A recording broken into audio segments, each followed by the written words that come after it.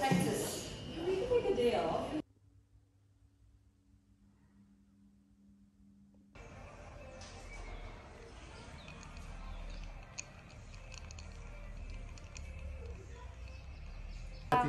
Just behind the mountain, then it's bow. You know an impala? It's like a little bokkie. Okay.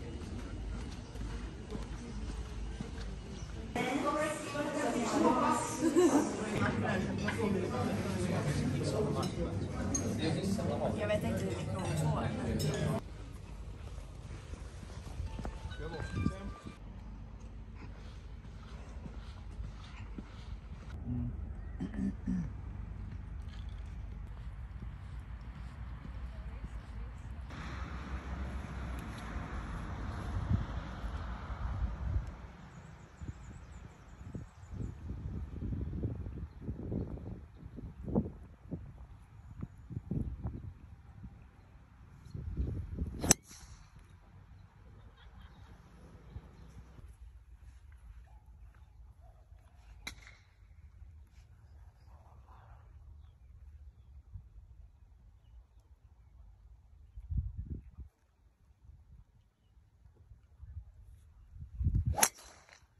Yeah.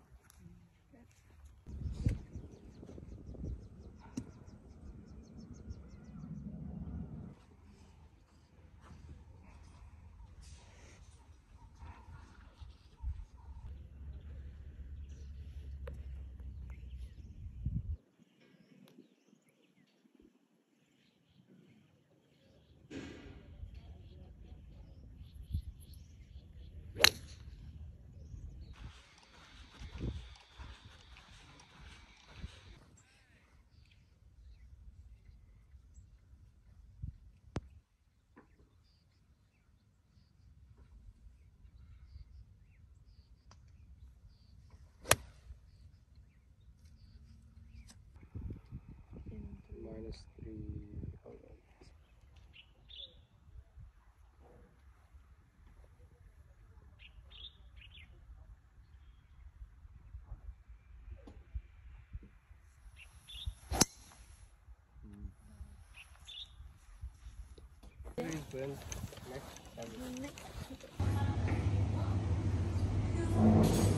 How excited.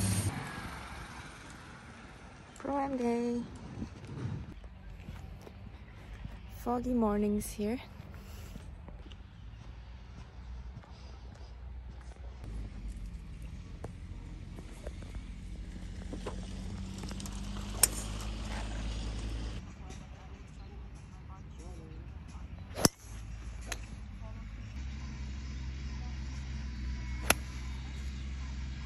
It's a special one for us before our run. Take a picture, Lee.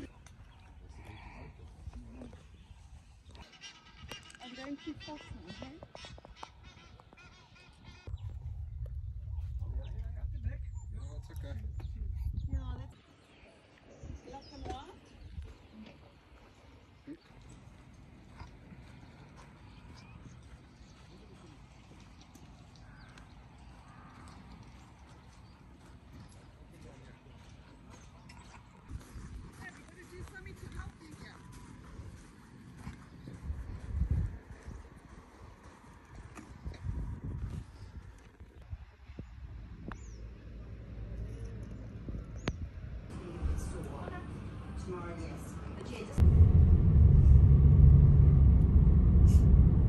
It's okay. Day one of a brand new week. Don't mind my bed. And we are getting ready to go. Almost done getting ready. And then we'll head out soon. Wish me luck.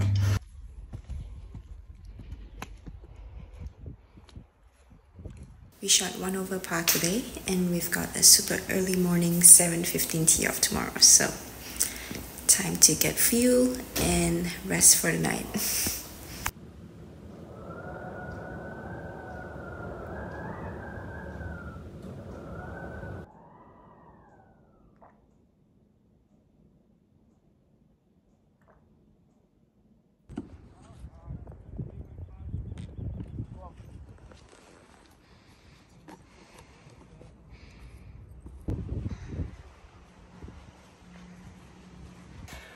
We've got another week of weekend golf. Today we're off at 8:15 in the morning. So just stretching and getting ready to go to the golf club. Hopefully it's not so windy today and get a little bit better weather. But either way, I think yesterday was the worst weather that we're supposed to get all week. So before we had the worst. So yeah, hoping for some nice sunny skies and a good day out on the golf course.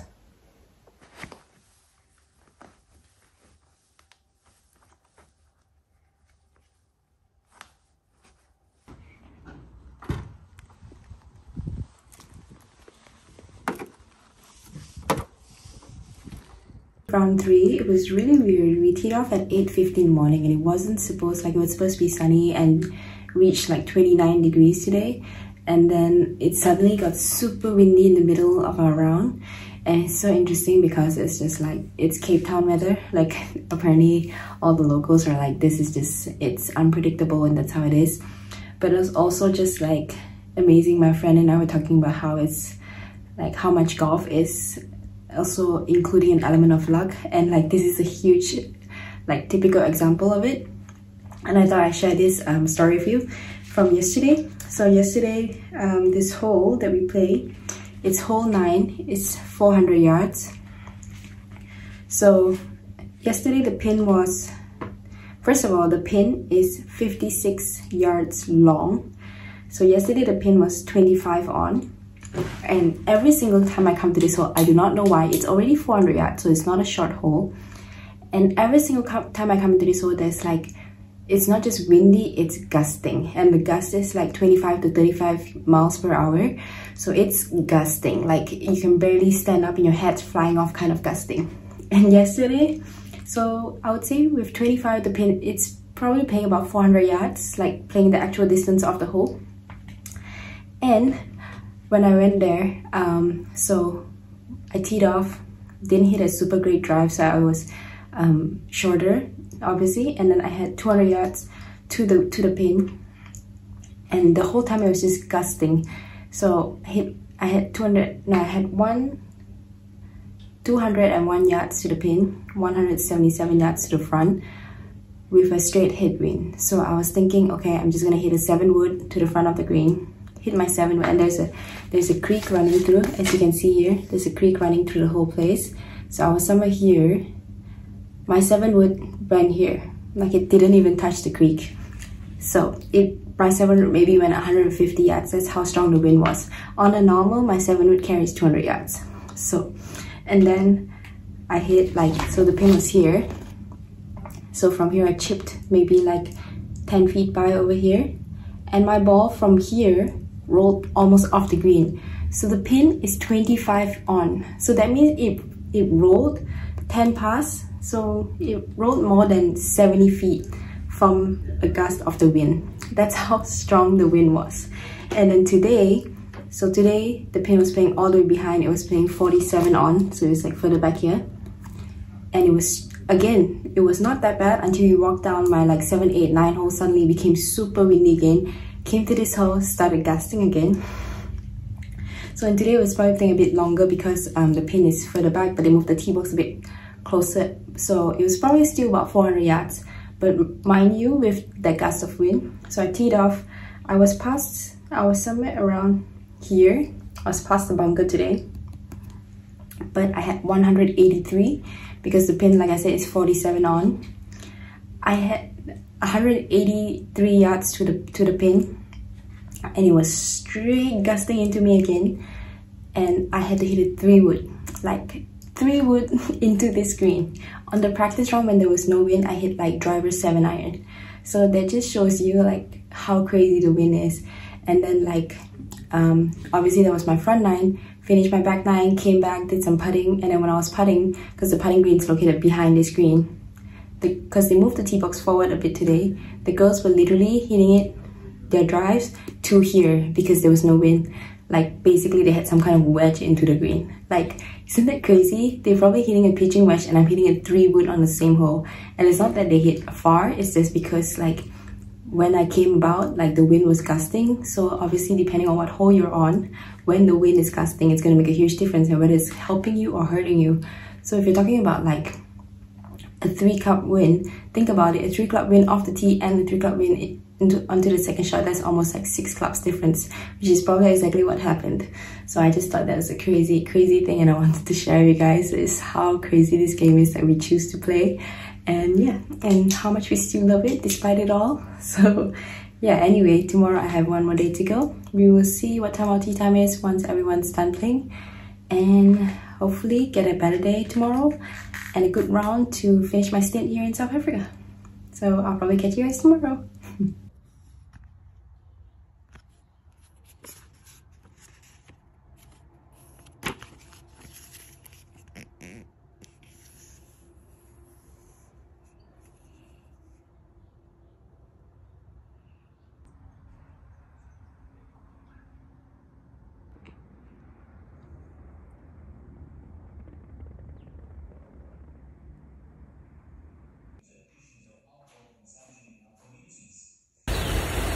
Long walk up to the tenty.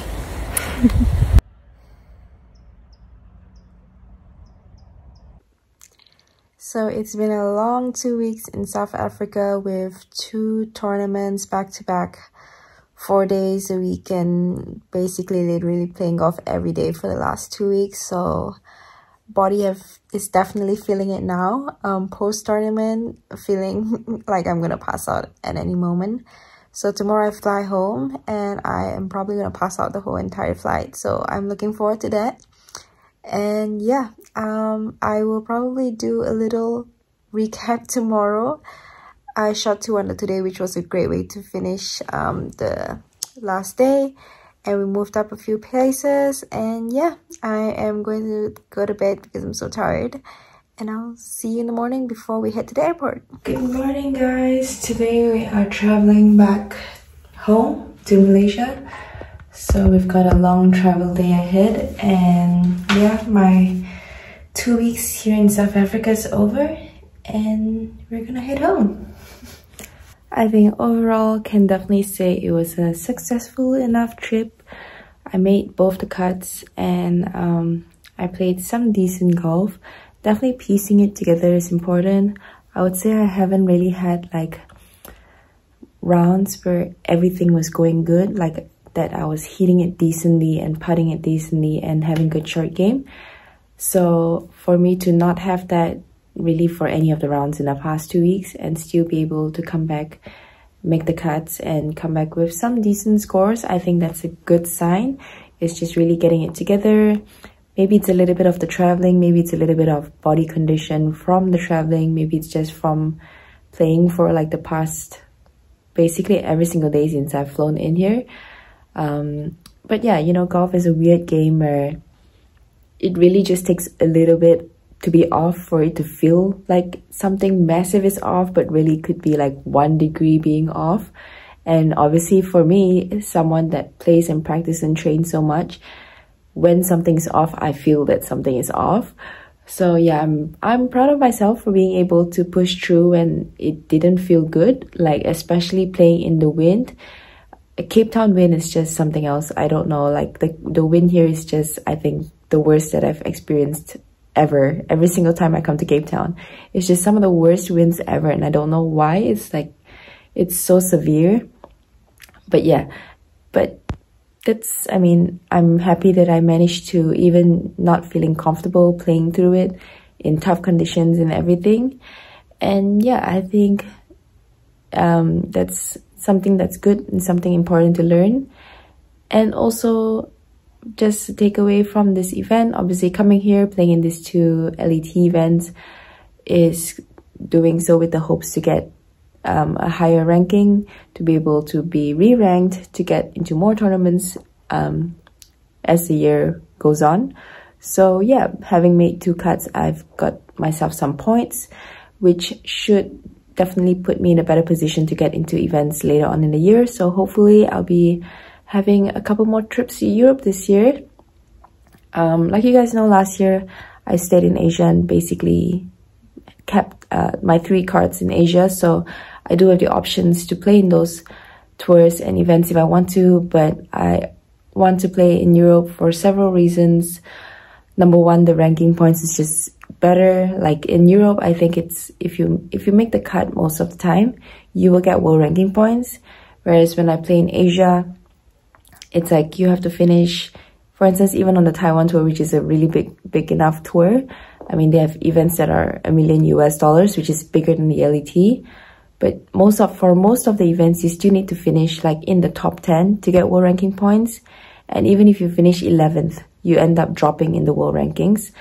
So it's a difficult system because you have to play either in the US or Europe to get good points. But in order to play there, you need money and you need to be able to go there and play there.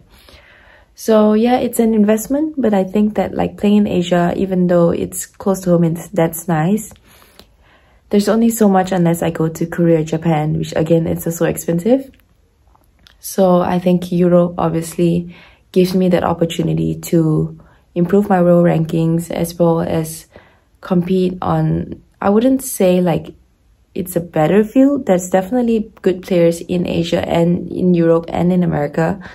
But it's, I would say more bigger tournaments because of the quality of field overall. Like I would say, everybody is a good player and anybody can win every single week. And it's the same in every tour, but it's just, it is very competitive everywhere in the world now. So it is good for me to play in Europe, I believe, for now. And yeah, we'll never know. I do hope that maybe one day I'll go back to the US, but for now, I don't know. It just seems like it's a lot of money and it's another investment, which I think stabilizing myself in Europe first, since I already have status there, it's much easier than going back to US where I have completely nothing, no status, nothing, and I have to start from ground zero. But again, having a better world ranking helps with that as well. If you have better world ranking, you can also skip certain stages of qualifying school, which obviously would be beneficial. So, I mean, I don't know, we'll see what happens. It's taking it day by day, tournament by tournament. But basically, doing this and playing well enough to make the cuts gave myself an opportunity to hopefully get to more events in Europe this year. So hopefully I will catch you guys over in that side of the world. And yeah, that's pretty much, I think, the wrap up for this video. I'm gonna pack up and get ready to go to the airport. And I hope you guys enjoyed this video, and thanks for supporting all of you guys, my journey in South Africa this year. I met some of you guys, I saw some of the messages that you guys sent as well, and I really appreciate them. So yeah, stay tuned for more Golf with Jen, and I'll catch you guys in the next one.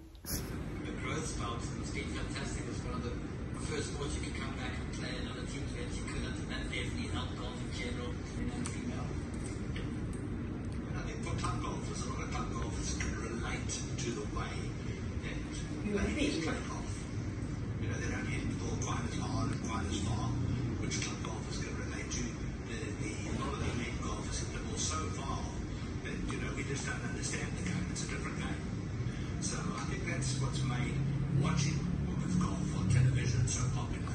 And I mean, I know so many people who say they love watching women's golf. Good shot from Ling. Oh, not near. Great start, Langdon. She's back to level par. Genevieve Ling representing Malaysia.